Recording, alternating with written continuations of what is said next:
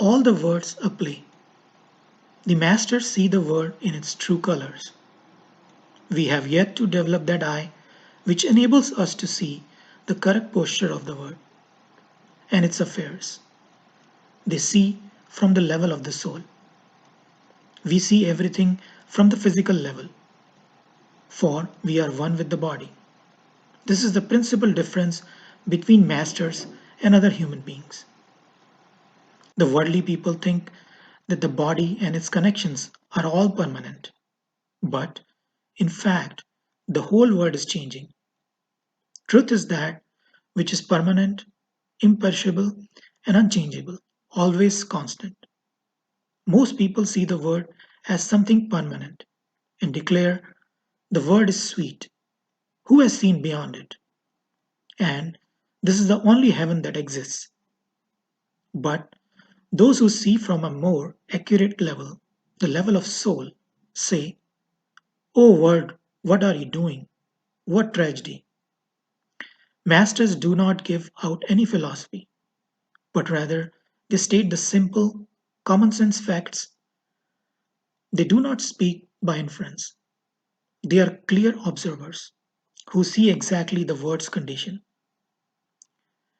They repeatedly proclaim the real truth of the matter, but no one hears or cares to hear.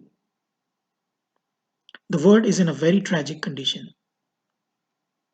The soul has got a body. The body does not possess the soul. With great blessing from God, the body was given to fulfill a higher purpose. And what is that purpose? It is to unravel the mystery of life. There is a creator of all things, one through whom the whole creation came into being. And we must know that creator. Preceding this ultimate goal, man must come to know himself. This can be done in the company of another who already knows himself and has solved the mystery of life. Life is two part. There is outer life and inner life. Those who live only in the outer aspect accept the word as being the truth, even while going through the daily experiences of its ups and downs, even though it is obvious that no person is really happy here. Kabir Sahib says, "I have not seen one indweller of this body who is happy. Whosoever I saw was unhappy." Those who think always at the body's level and become the very image of the body can never be happy. O Nanak, the whole world is unhappy. Can anyone then be happy in this world? Only who has solved the mystery of life, and those, through keeping his company, gain right understanding. Why do we all suffer so? And how can we become truly happy? Only the saint's disciple can be happy. The saint enjoys true happiness, while all others are in a deep misery. Union with the Gurumukh, company of Sadh, color of Naam, this is the true association through which thy name is remembered. It is a prayer uttered by awakened souls. God should guide our intellect. God, or He in whom God has manifested. For only with the right understanding can the intellect work unerringly in the way it is directed. Further, the mind should follow the intellect, and the senses should follow the direction of the mind. Each sense should be in perfect control and work according to the person's will. You can see that at present the machinery of our being is all working upside down. Outer enjoyments draw the senses, senses draw the mind carries away the intellect, and this is the reason for all the misery. We are soul, we are conscious entities. Kabir says, "This is God's child." He also tells us, "Your caste was of Satnam." The masters appeal to our better instincts. O soul, you are a part of the all consciousness. But by connecting yourself with the low caste mind, you have forgotten your true and noble identity in the sense enjoyments and have become the body's image and the image of the world. You are so steeped in this forgetfulness that even the sustainer is not remembered. This is what is at the root of all unhappiness. Our intellect works with fingertip function. So if only the mind would listen and obey the intellect, it would be guided into right direction. The intellect will give clear warning for a few times, but if the mind does not listen, then the intellect remains quiet. This is what is often termed the voice of conscience speaking, which gives us the right guidance. If you act wrongly, it will tell you, and if you listen, then act upon the guidance. You are saved from wrong action. Otherwise, if the imperial wall is infringed upon, then the intellect or conscience remains silent. Even the very worst type of human being has a conscience. If only the mind would act upon the suggestions from the intellect, the whole being would be in perfect control, and the person would enjoy the happy situation. Why is the saint's disciple happy? He has got one thing set. His horse is pulling the cart. The cart is not before the horse. All the world is intoxicated by outer enchantments. And yet, when masters come, whom did they address? Not the greater population, but themselves, their own companion, which is the physical form. Is not the body the first companion we have when we come into the world? It is accompanied also by the senses, and masters address the body and its senses. O body of mine, what kind of karmas have you earned since you came to this world? What have you done with your physical life? It was thy turn to meet God, but have you done so? He cannot be realized by the senses, the intellect, or the pranas. He can be experienced only by the soul, which is a conscious entity that gives guidance to the body through intellect.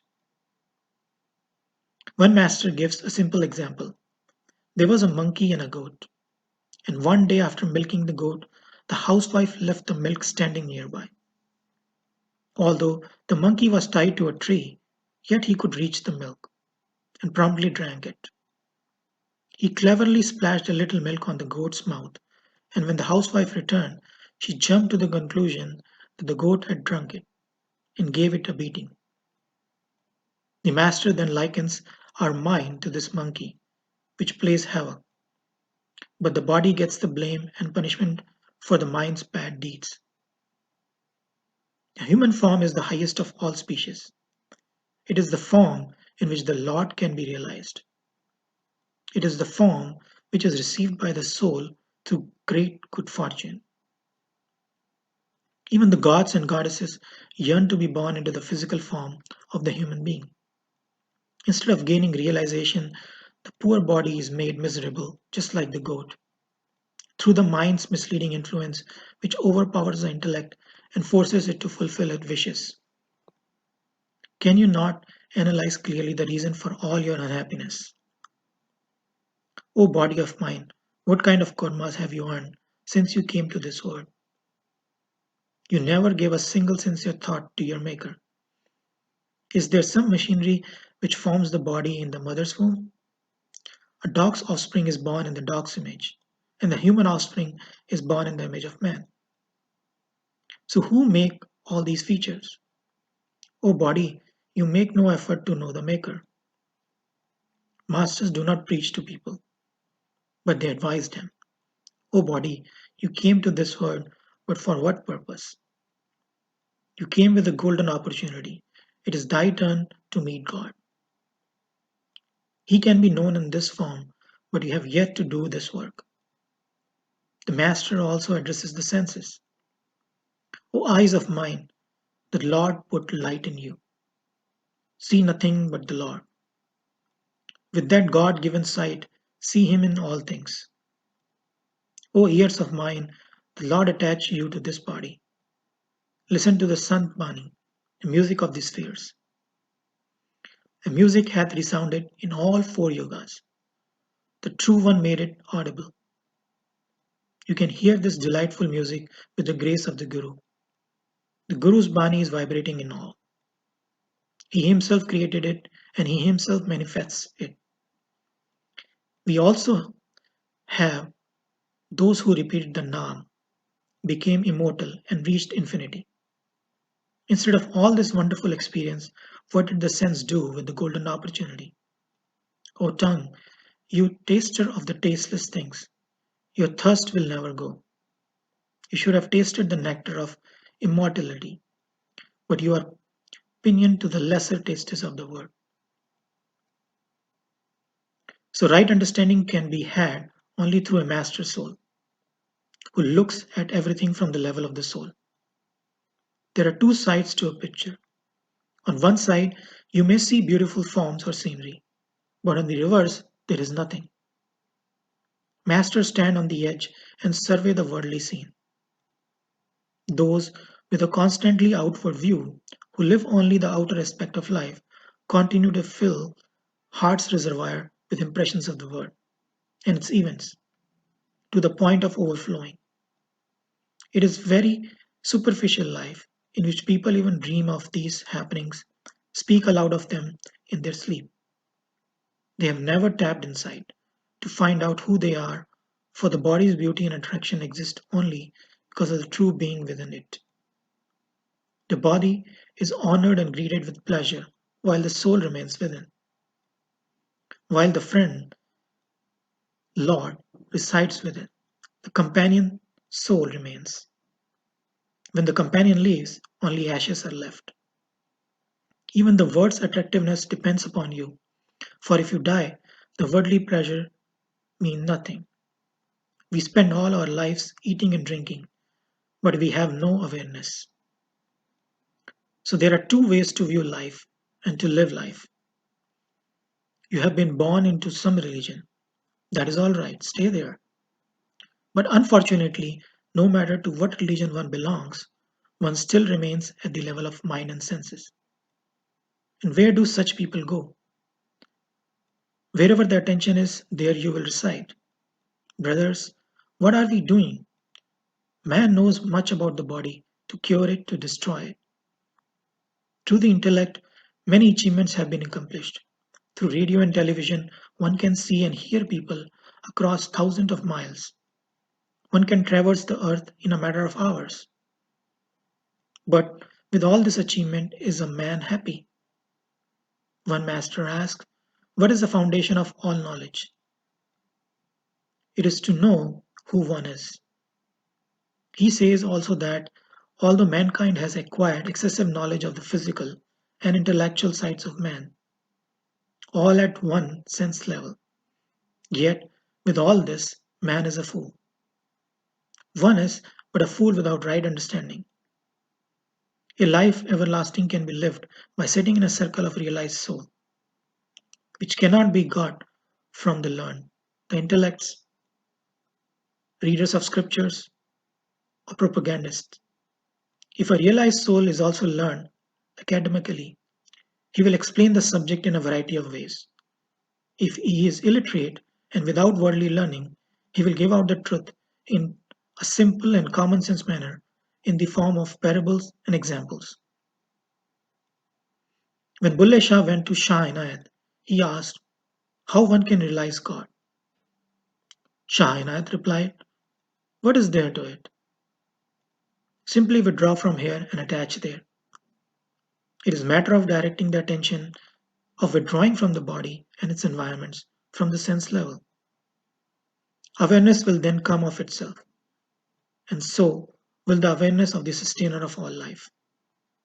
To realize God is not difficult like acquiring worldly knowledge, for worldly knowledge requires some hypothesis, but to realize God is a straightforward method of self analysis.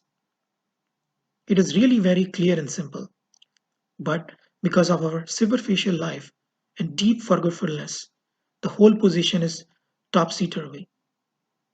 You should have gotten to know the Creator during your lifetime. You should have gained knowledge of all creation, of Pind and Brahman and Par Brahman. Instead of this, the spinning wheel is reversed.